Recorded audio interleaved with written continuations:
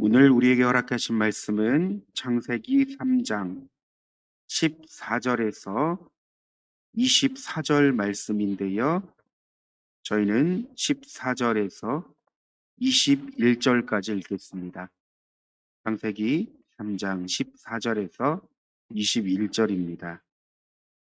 여호와 하나님이 뱀에게 이르시되 내가 이렇게 하였으니 내가 모든 가축과 들의 모든 짐승보다 더욱 저주를 받아 배를 다니고 살아있는 동안 흙을 먹을지니라.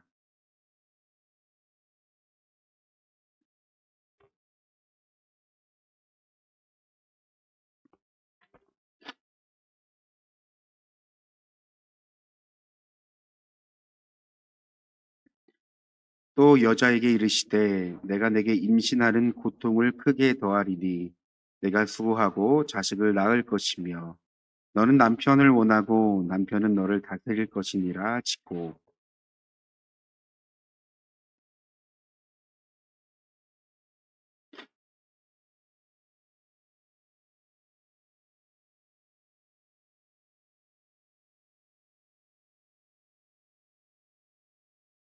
땅이 내게 가시덤불과 엉겅퀴를 낼 것이라.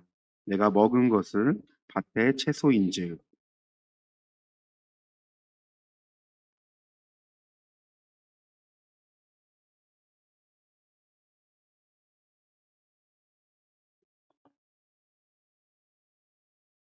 아담이 그의 아내의 이름을 화하라 불렀으니 그는 모든 산자의 어머니가 됨이더라.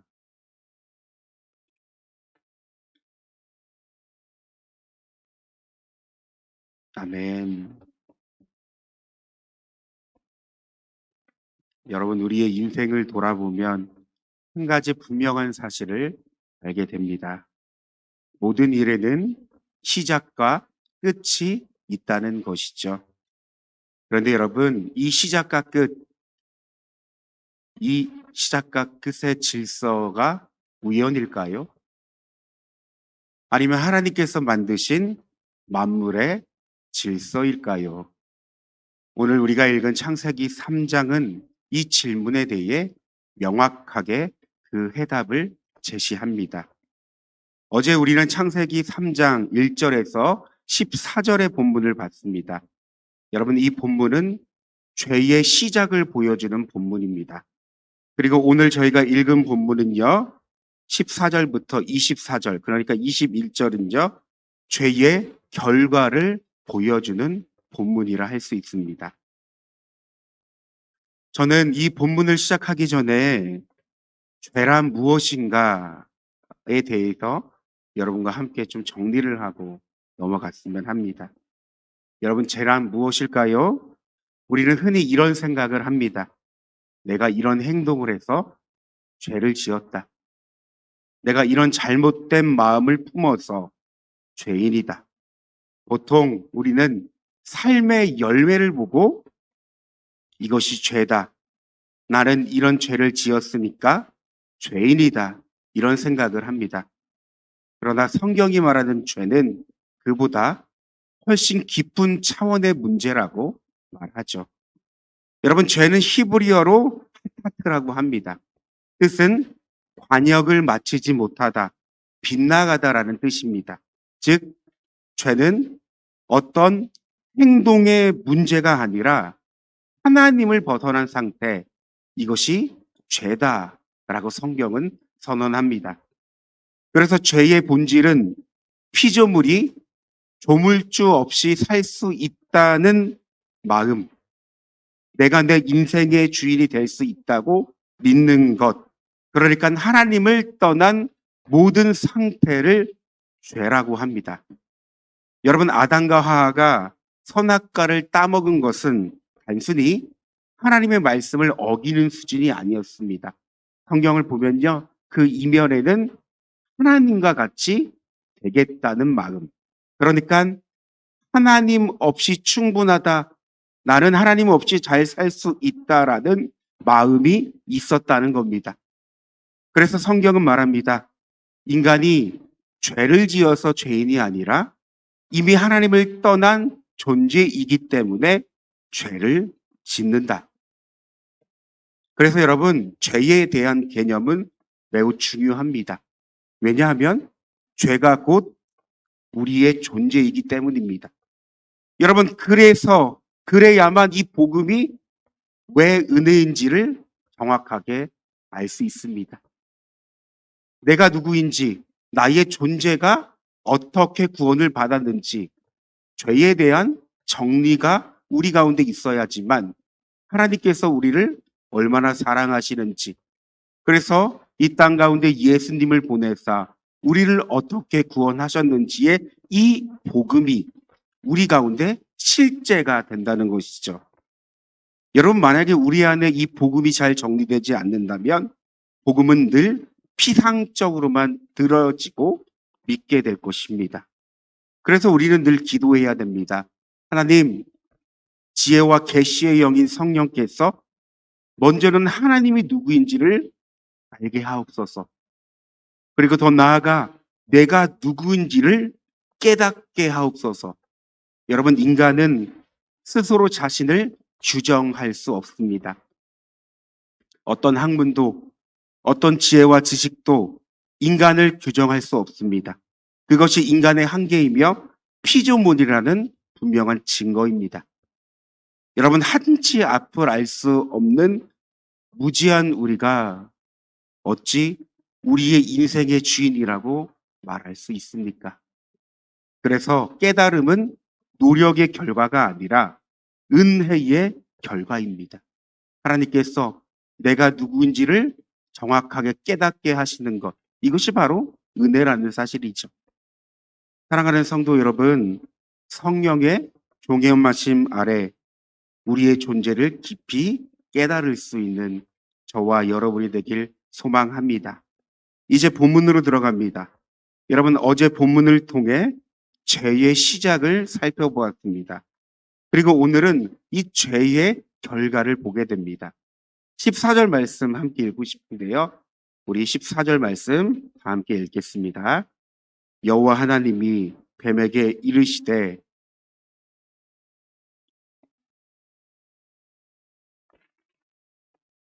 더욱 저들을 받아 배로 다니고 살아있는 동안 흙을 먹을지니라. 14절 말씀을 보면 하나님께서 먼저 뱀에 대한 심판을 하십니다. 여러분, 뱀은 하나님이 만드신 피조물이었지만 죄의 도구가 되었기에 특별히 하나님께서 그를 저주했습니다. 배로 다니고 살아있는 동안 흙을 먹을지니라. 여러분, 이 표현은 단순한 생태를 설명하는 표현이 아닙니다. 히브리적 표현으로 흙을 먹는다라는 말은 완전한 패배, 수치와 굴복을 의미합니다. 그리고 16절부터 시작되는 이 본문은 아담과 하와에게 임한 죄의 결과인데요. 여러분, 정리하자면 이렇습니다. 여자는 임신과 출산의 고통을 겪고 남자는 땀 흘려 수고해야만 먹고 살 수 있는 존재가 된다는 것입니다. 여러분, 이 말은 단순히 힘들어진 자라는 차원이 아닙니다. 죄는 하나님의 창조 질서를 망가뜨리고 인간의 삶에 고통을 가져온 것입니다.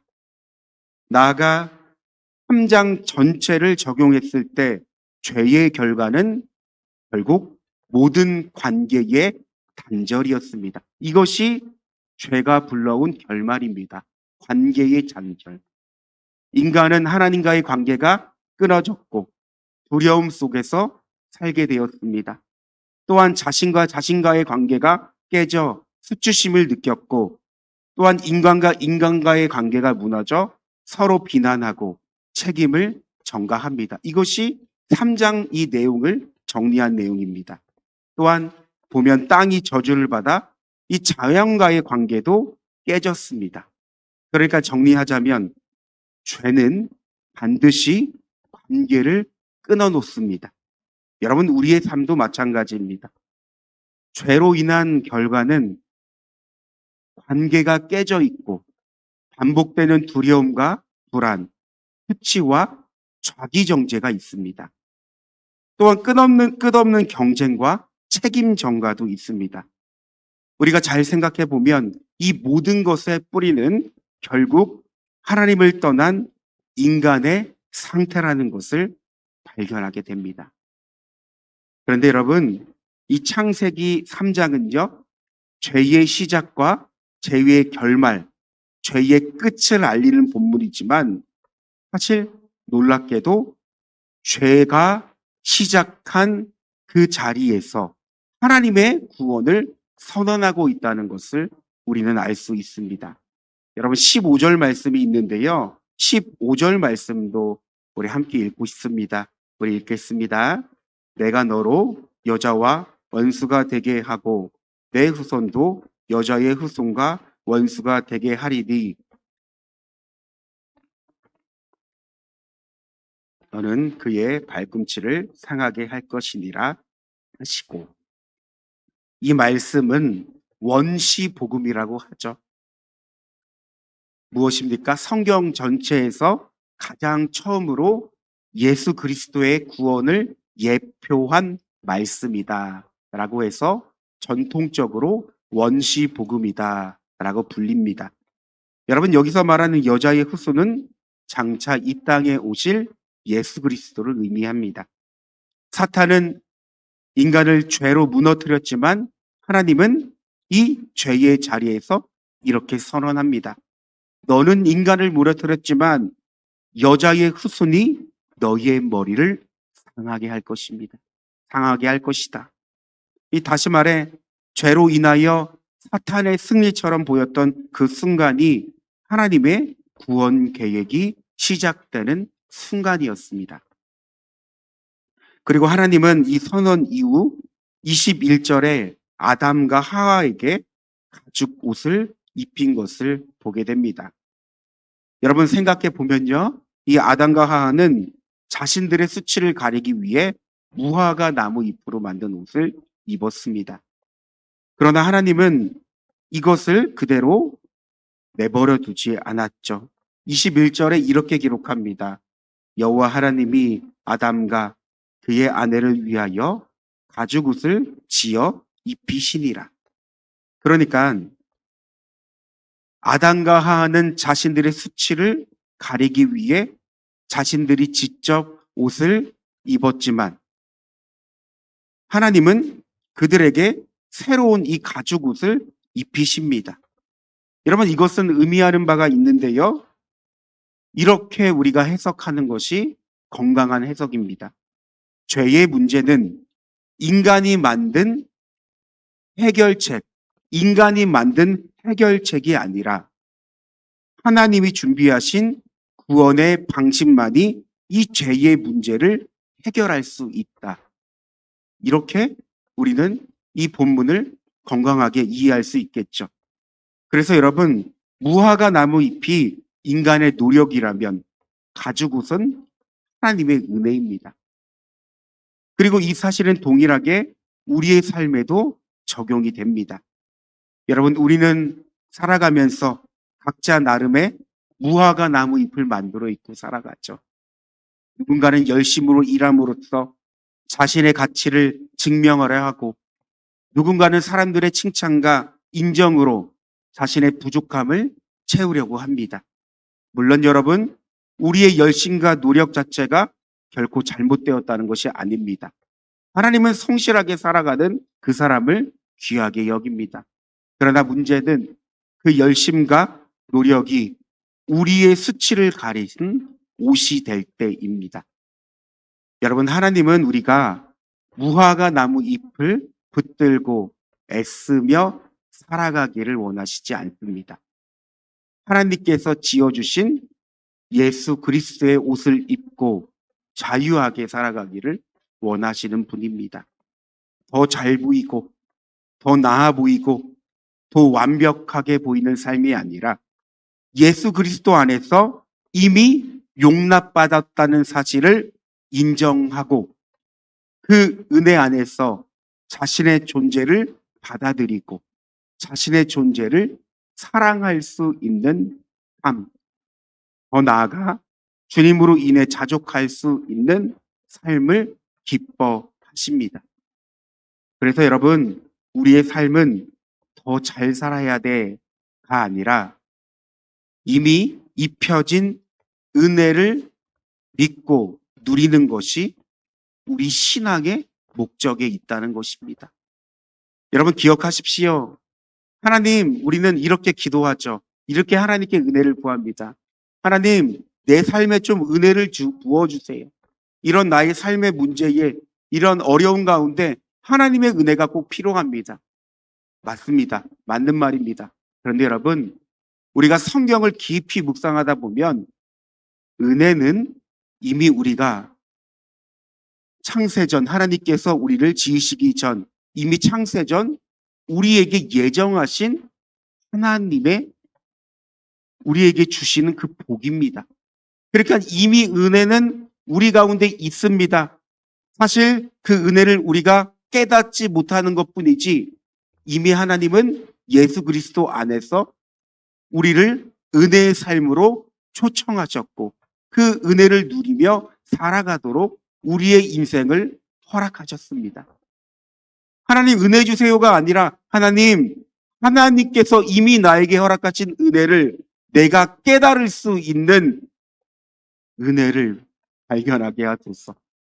그래서 오늘 성경을 묵상하다 보니까 은혜란 이런 생각이 들었습니다.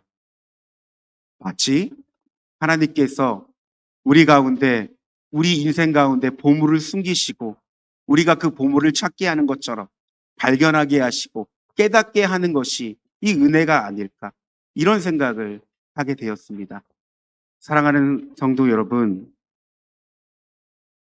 우리가 그리스도 안에서 어떤 은혜를 받았는지 그 은혜의 깊이와 높이와 넓이를 알아갈 수 있는 저와 여러분 되길 소망합니다.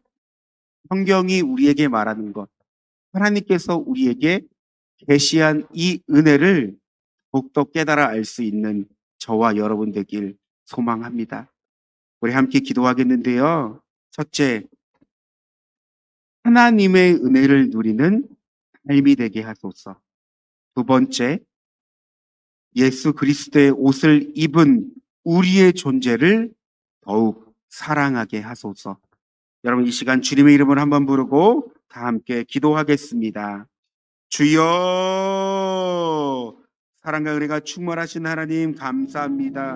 하나님, 오늘 창세기 말씀을 통해서 우리가 어제는 죄의 시작이라는 이 본문 말씀을 나누었다면 오늘은 죄의 결과라는 말씀으로 하나님, 우리가 이 말씀을 살펴봅니다. 하나님께서는 이 모든 만물을 지으실 때 하나님의 그 질서 가운데서 이 모든 것을 창조하셨습니다. 하나님, 반드시 죄의 시작이 있다면 반드시 죄의 결말이 있다는 것을 우리는 보게 됩니다. 하나님, 이 얼마나 두렵고 떨리는 말씀입니까? 결국 하나님 우리의 인생을 굽어 살피시며 우리의 인생을 주관하신다는 그 사실을 하나님 우리가 묵상하게 됩니다. 하나님, 이 놀라운 그 은혜와 질서 안에서 우리가 살아가기에 우리는 매일 두렵고 떨리는 마음으로 구원을 이뤄갈 수 있는 우리의 인생이 되게 하여 주시옵소서. 하나님을 경외하게 하여 주시고 하나님이 누구인지를 하나님 깨달아 알 수 있는 우리의 복된 인생이 되게 하여 주시옵소서.